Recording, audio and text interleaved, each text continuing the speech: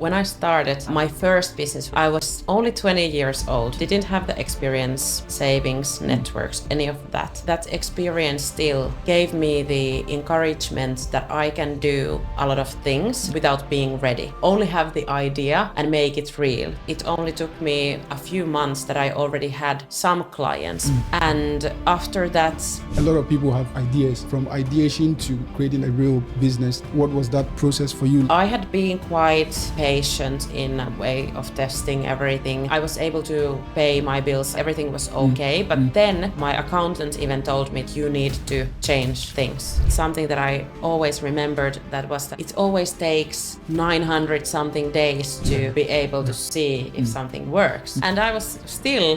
What were some of the key strategies that you personally implemented to be able to scale up to that much? I would say that it was...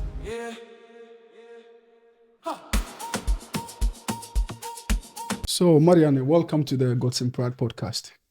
Thank you for having me. Yeah, it's a great pleasure to have you here, because I've had the opportunity to consume a little bit of your material, and even prior to that, I've also seen you on social media for a very long time. But then I didn't really know how to get in touch with you. But then finally I did, and thanks for accepting to be on the Gods and Pride podcast. Thank you for having me. It's a pleasure, and I always love sharing the story and the wisdom if I ever have the opportunity. For sure. And I started the Gods and Pride podcast, for one of the main reasons is to share, inspiring stories like yours, because I remember even when I started to do research and I was consuming one of your material, there's this 9-minute video that you did, and I've been on a little bit entrepreneurship journey for 3 years, 4 years and stuff. And I listened to that 9-minute video almost 10 times. And I'm listening to that video one time, I'm on the bus and I'm almost crying, And it's not because I'm in that position, but because I've been there. When I hear those words, it kind of emotionally took me back to some of those moments where you cannot make rent, you cannot, pay the bills, and you're thinking, should you go on or should you, quit? And then, in that video, you're saying many times that this is a test. And if you can pass the test, you can make it. Yeah, now I know what the video you're talking about. Yeah, right. Well, that makes me happy to hear how the content impacts you, because it's of course, when you're doing social media, you don't really always get the instant response back. So it's really, wow, thanks for sharing that. Yeah, and think about the many other people who have also probably seen the video and felt the same way, but they cannot express it. Yeah, exactly. Anyway, let's dive right in. I wrote here on my paper that there are people who wait for the perfect moment to start. And then there are people like Marianne Lehikoinen. You started almost in the negatives, minus 7,300 euros in debt. And now you have managed to build $1 million worth of business. We want to know how you do that and what type of person you have to become to be able to do that. My first question here, my first question would be, you built $1 million euro business without decades of experience or fame, but you convinced yourself you were ready to start. Yes. How did you know you were ready to start? And why did you start with entrepreneurship? Yeah. So this is my 9th year in business. Okay. So when I started my first business, which wasn't the current one, I was only 20 years old, didn't have the experience, savings, networks, any of that. I feel like that experience still gave me the encouragement that I can do a lot of things without being ready.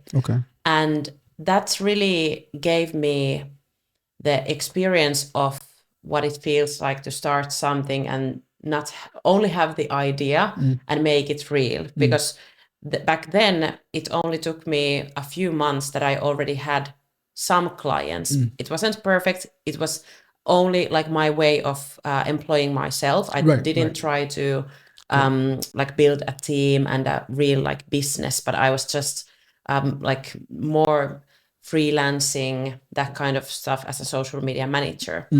So that really gave me the idea of starting before you're ready. Right.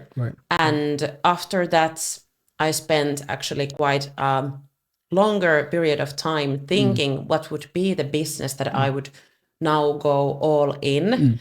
Because that first business I did on the side of my studies, and then I had a full-time job, and I run the business, but I really wanted to go all in business and in entrepreneurship.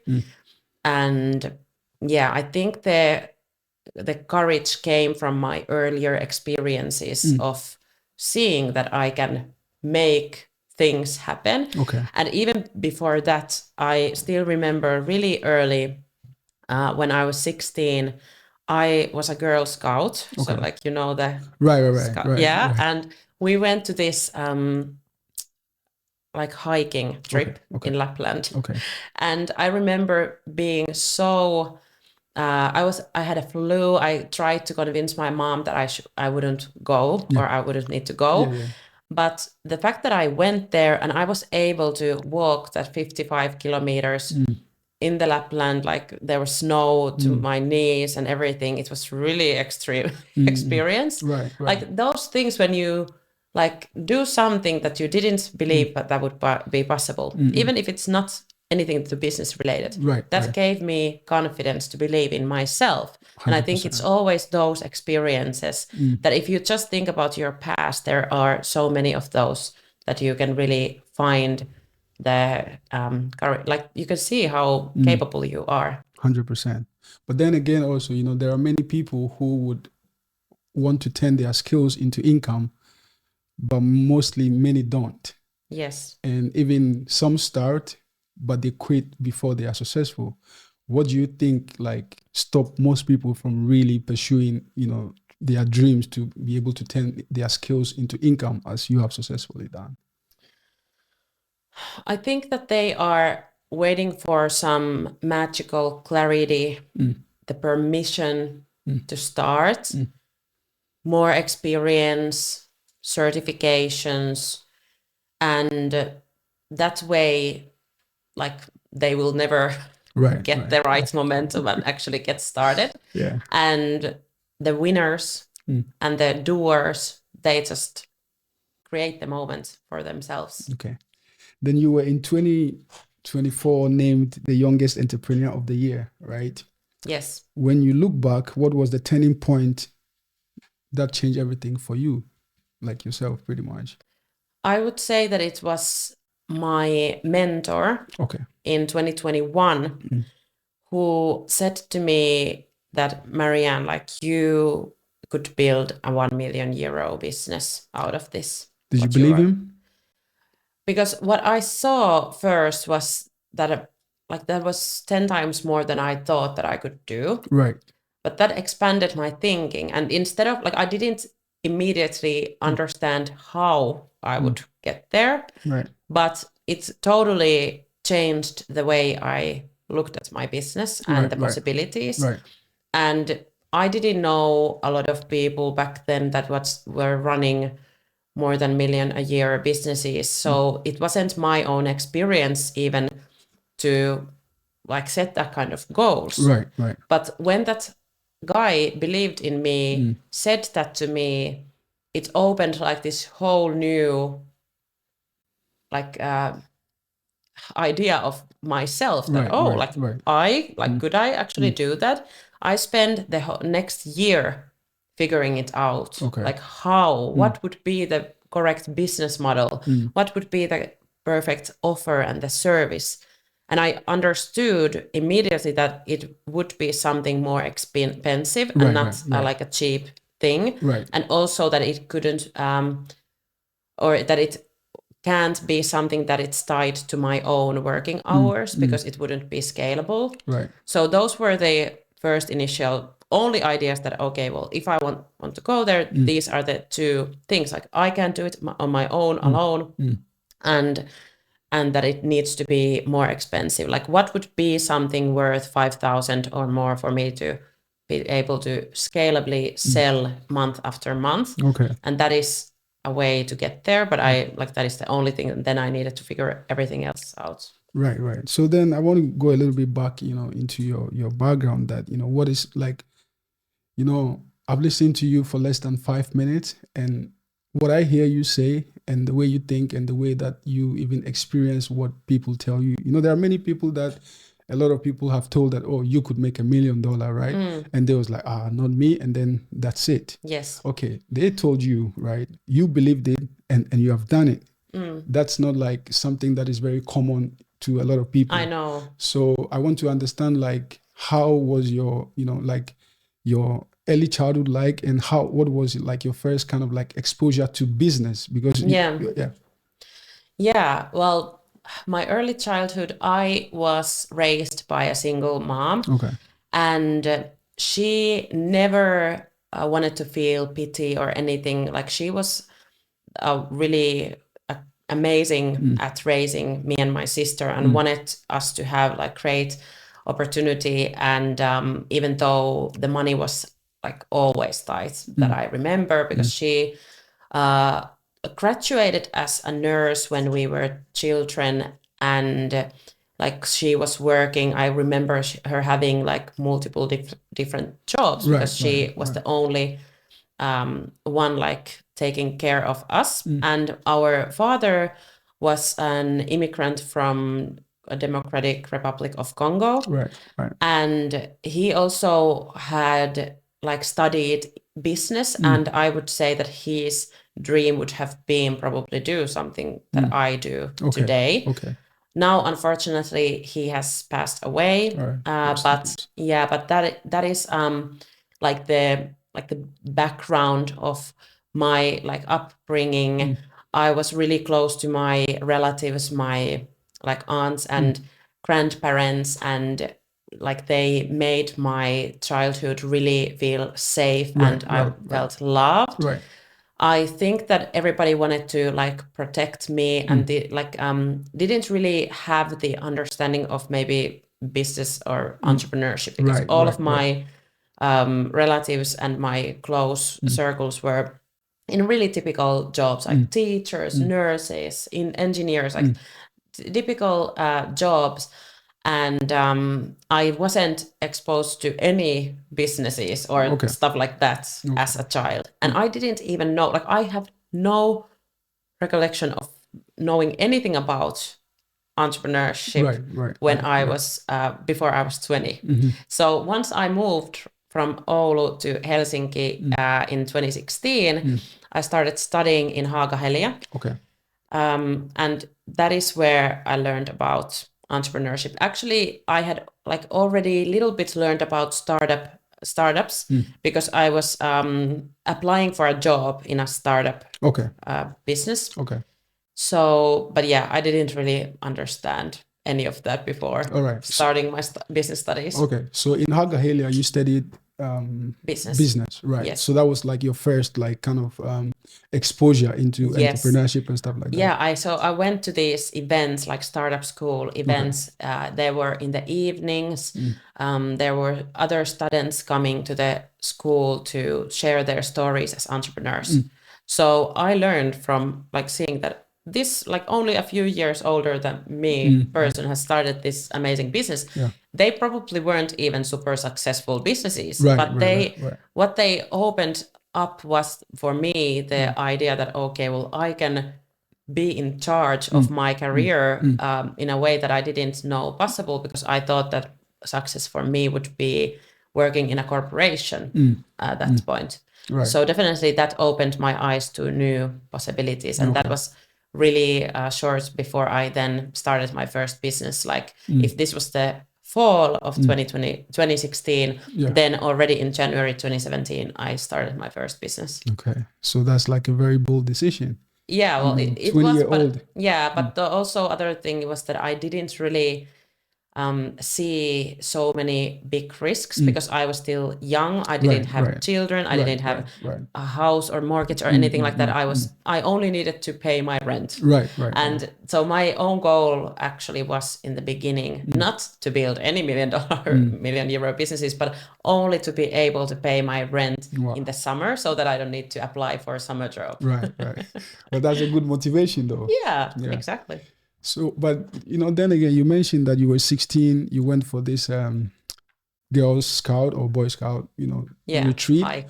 And then that exposed you to, being able to do something that, you didn't think you could do before, right? Obviously, you were even trying to avoid even going there, all in all. And now you are 20 years old, you want to start a business. Yeah. I think like if my 20-year-old kid comes to me and tell me they want to start a business, I think like, especially when I don't have any experience in that, like you said, your mom was working as a nurse and, doing a few other jobs. And didn't encourage me to start my business. Exactly. So I think like you must have had a little bit of opposition from there to kind of like follow the traditional path of, going to school, getting a job and stuff like that.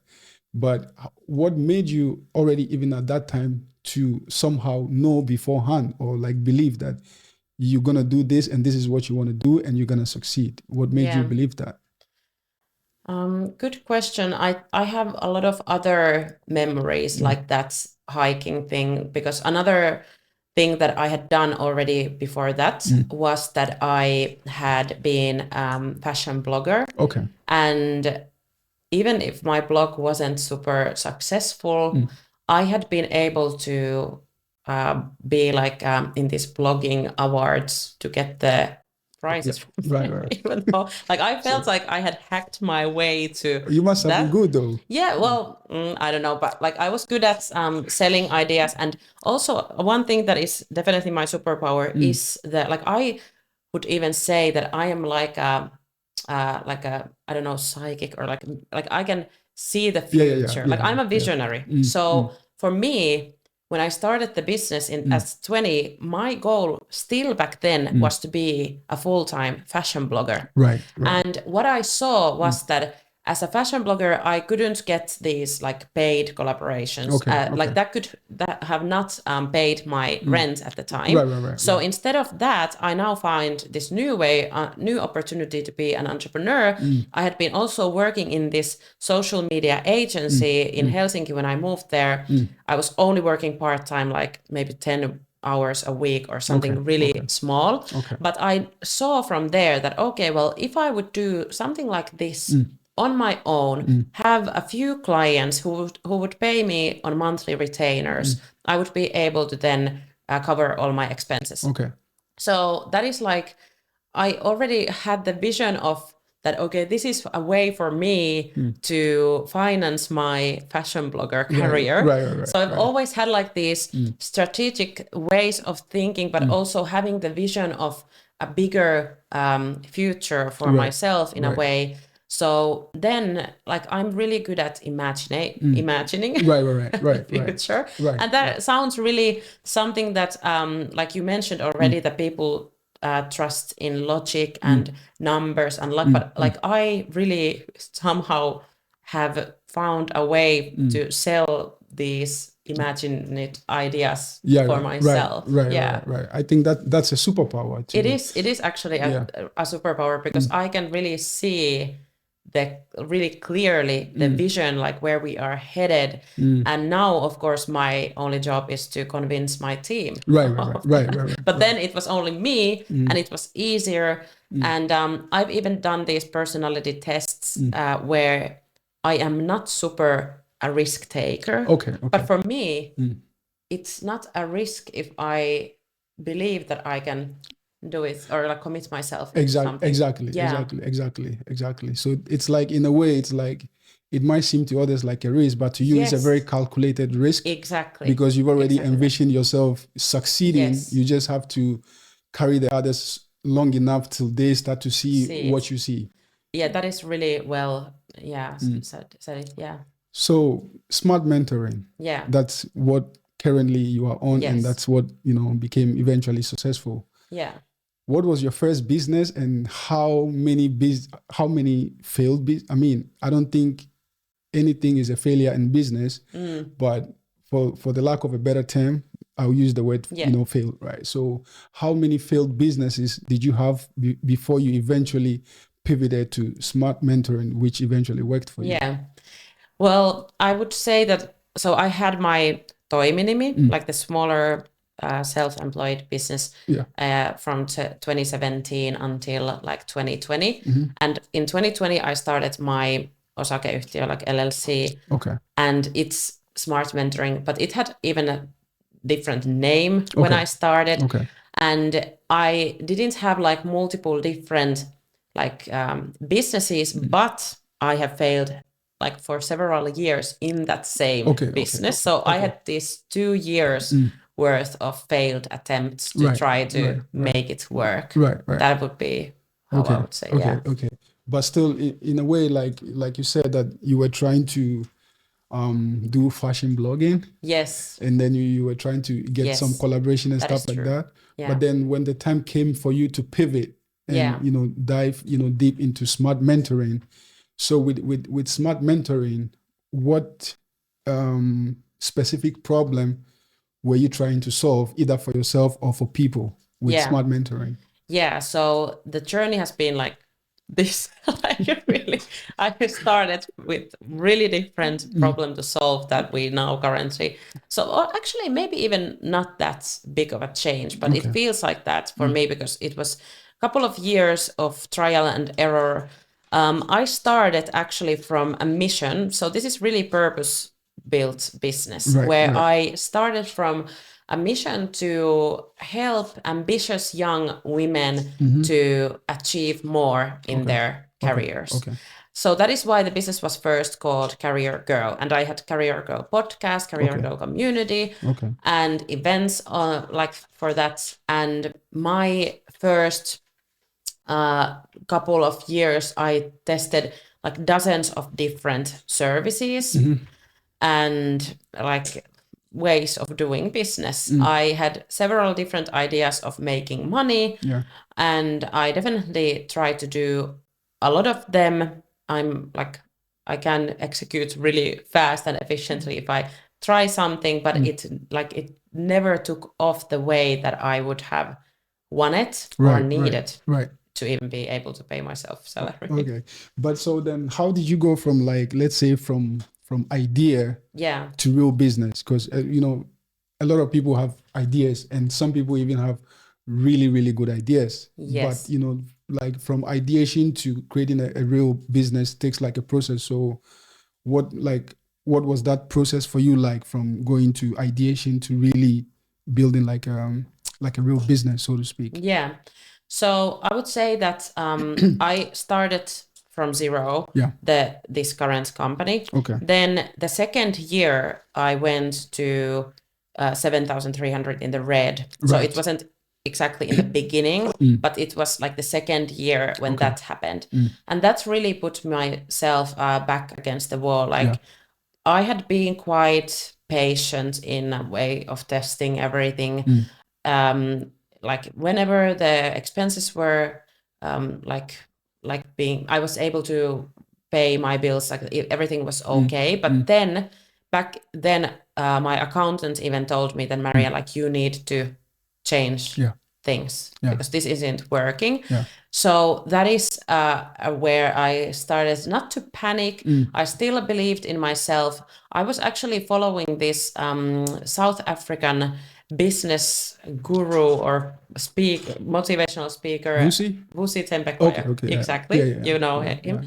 And he said in one of his like videos or something that I always remembered, that was that it always takes 900 something days to be able to see if something works.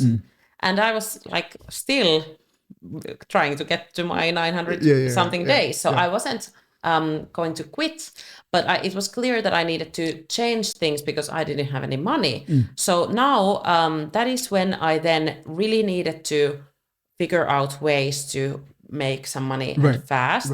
And that is when I then built my first premium like priced service, which was this sales training for retail chains, because that was my background, doing that kind of sales jobs. And I knew that they used sales training, and it was just like really clear to me that okay, they would like buy something like that. But even that same mentor who believed that I could build a 1 million euro business, he didn't believe that I could do a sales training.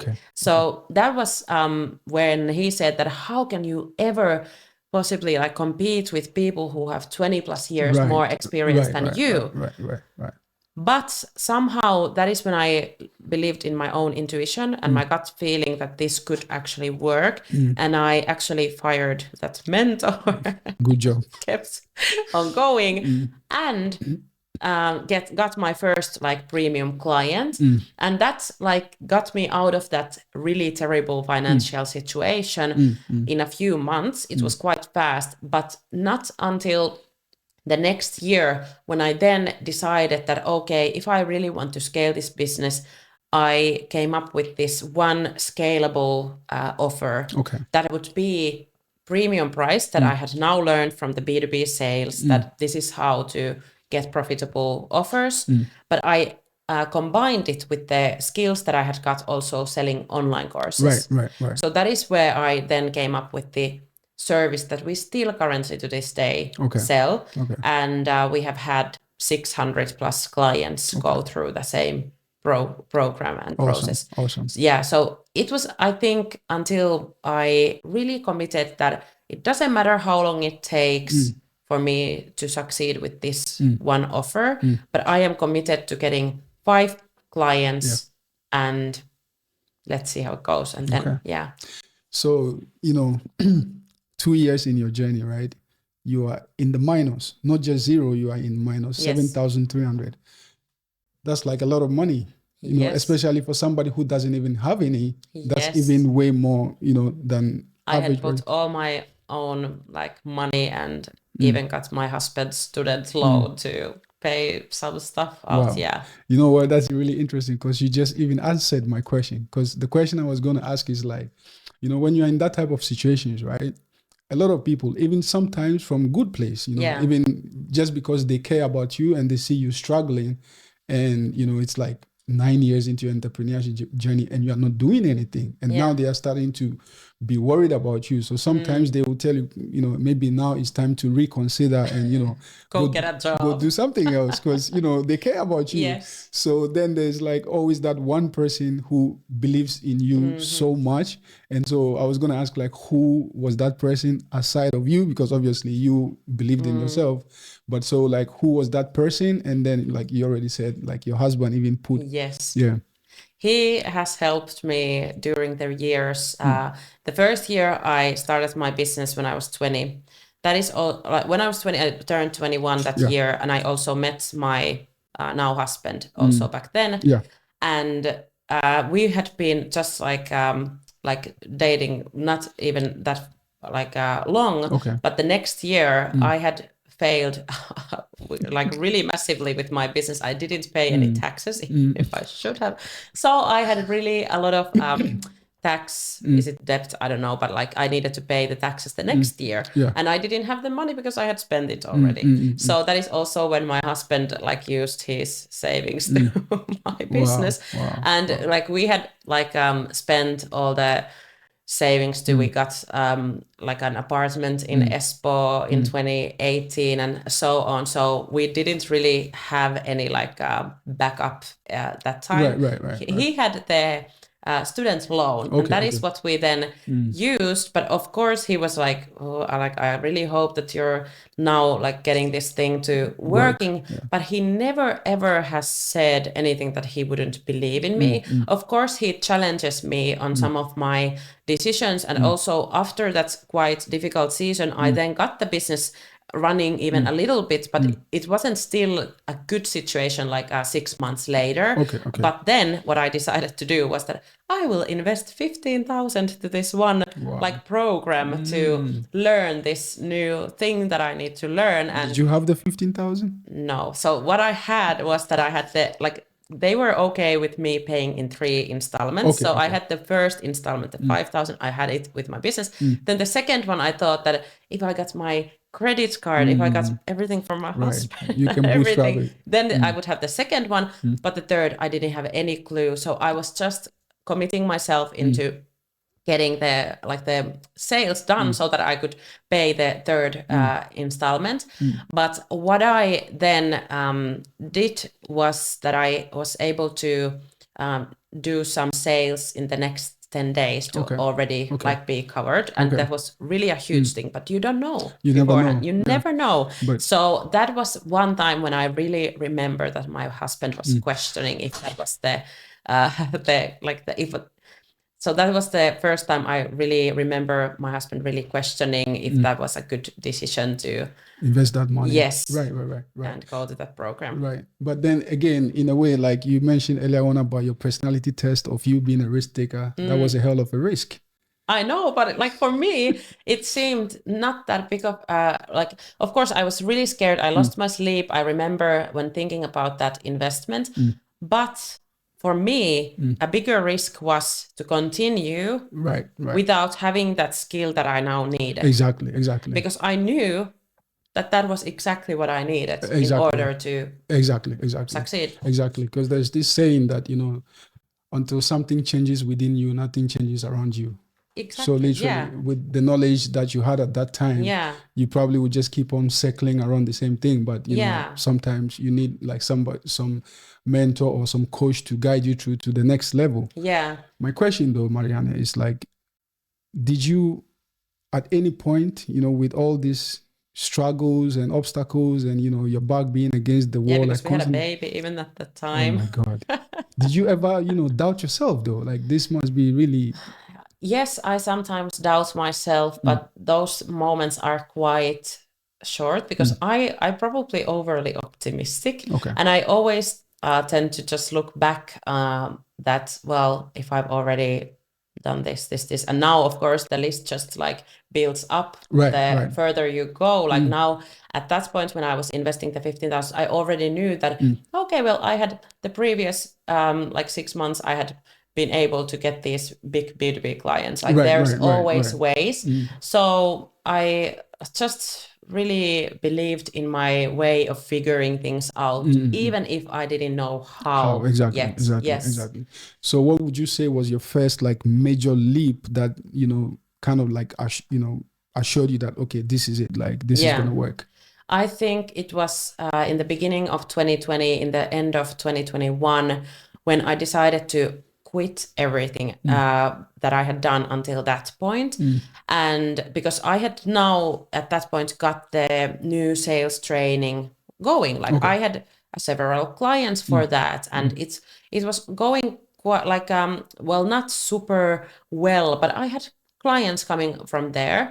But then I decided that okay, well, that wasn't what I wanted to do, and I would now quit doing that and start from scratch pretty much. But of course I had all my experience. So what I would do is take that experience and build even like a bigger opportunity for myself. Right. And for the business. Right. And because that meant I had a few people helping me with sales. So I had like a little team. So I needed to say goodbye to all of these people who had trusted me and like they wanted to work for me. And I said, that no, like we need to quit doing this. And then that was maybe the biggest leap, because then I really remember the shift in my own mindset that I was focused. I was only focusing on the one thing. I really wanted that one thing to work out. And that one thing was that I had my scalable premium offer and I would get the clients to that, whatever it would take. If it takes 1 month, if it takes 3 months, a year, like I would now focus on getting this done. And that is also when I set myself the goal of hitting 100,000 in a month. Okay. So, going from pretty much 0 to 100,000 in a year and going to even 100,000 in a month, right? I hadn't done actually 100,000 in a year either. So I have done 78,000. That's pretty close though. Yes, that is pretty close, but so I hadn't seen that 6-figure mark still, but now I just believe that I could do it in a month. Right. So, my question would then be like, because I mean, you need a lot of strategy to be able to, get even anywhere close to even making 10K a month, right? Yeah. So what were some of like the key strategies that you personally, like implemented to be able to scale up to that, that much? So I would say that it was, of course, the focus and having that vision. So setting myself that goal. Yeah. Because now that was a year after my mentor had said that, okay, this is so, it has already been in my head for a little while, but now I actually like committed and set that goal for myself that this year I will hit that 100,000 in a month. It wasn't even that I would do it like consistently. It was just like once. Like, let's see if I can do it even once.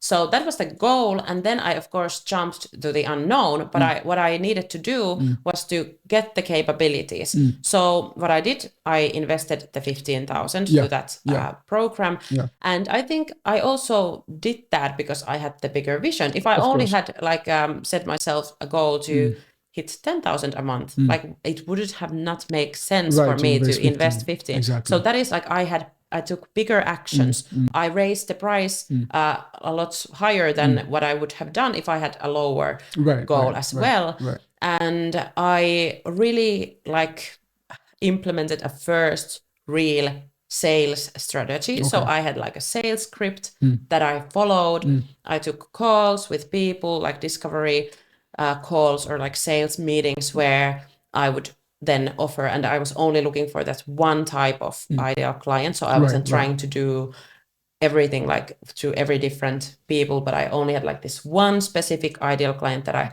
wanted to take those calls with, and then I just offered. And I think the first 100K month really was just me selling a lot. Okay. And but then I needed to, of course, quickly have a team if I wanted to do it consistently. Right. But the first 100K month, I definitely did myself alone. You've used the word mentor like over and over again, Yes. right? And, I think when it comes to like mentorship, there's always like that, like, should I invest this money in a mentor? Like, should I pay 20K, 15K, 10K to a mentor? So with your experience, would you say like getting a mentor is important? And if it did, how did it, kind of like affect your own, business? Because I think like as at this time, at least when I was trying to research you a little bit for the, I've seen like you've spent like a lot of money on mentors and courses and stuff like that. Yeah. So what are the benefits of? Yeah, the amounts have grown when I have been able to make more money. I've never I started really small. So my first I took like online courses, do it yourself, 190 euro Facebook marketing course or something like that. So I didn't go directly to 20K mentorship, even though now that I've seen a lot of our clients, they might do that, but probably they have had some help before that, and our program is in 20,000. But still, we have a lot of clients who do their first bigger investment on us. So I see that happening a lot. Right. But my journey was that I started quite small, but I didn't even have the idea that there would be some like higher value mentors out there. Right. So I've only just like my idea of that has been to look for the best guide that I could ever that I could now with my current knowledge and resources to find. Yeah. So the mentor that I've now mentioned a couple of times, that has been the same person, and that was the only person that I knew from Finland. I didn't back then even have an idea that I could look for elsewhere than Finland, other mentors, but like I only knew that this one person had the experience in those things that what I wanted to achieve. Right. So I just contacted him. Okay. And first, actually, he said that he isn't interested in doing that. Okay. But then later on, after maybe a year or 6 months,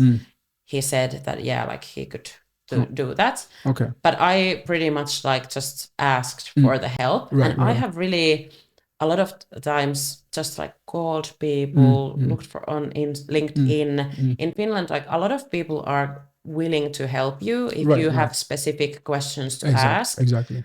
So I don't think that it's necessary, especially in the beginning, and especially if you don't have the money immediately to go and invest if you don't have like any like idea if that is what you really need. Right. But in those times where you need that there is like this paid help and you could pay or like whatever, like then it definitely would have also made my journey faster if I had that help in the beginning.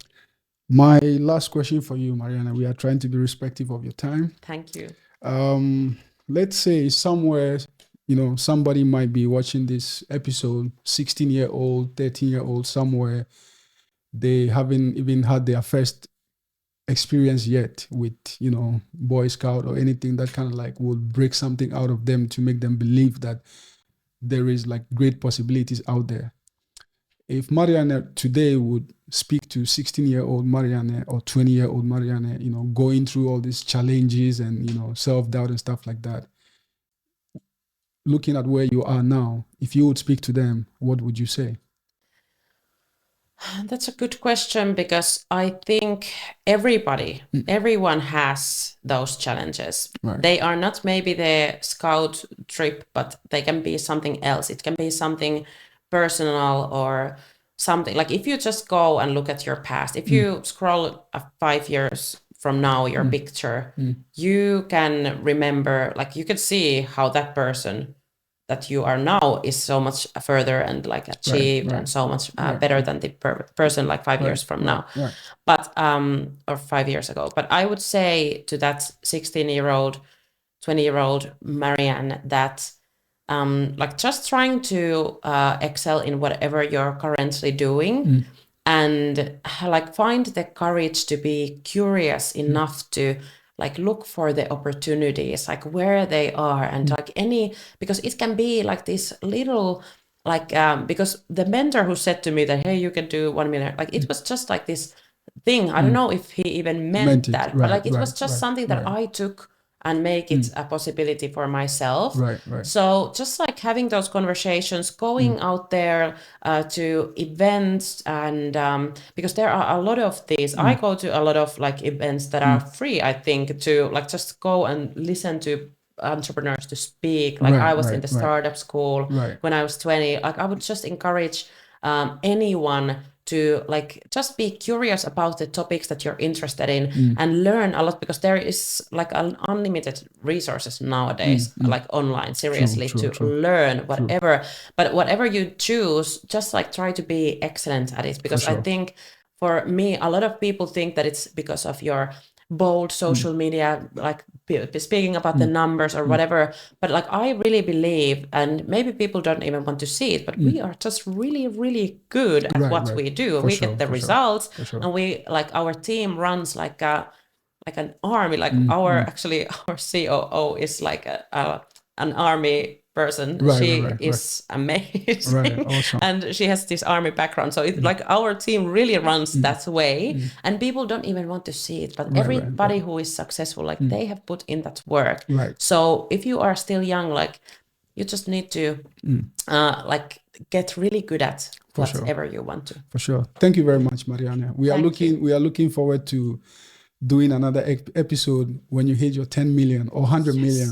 Yes. So thank you very much. We really appreciate it. Thank you so much. Best of luck.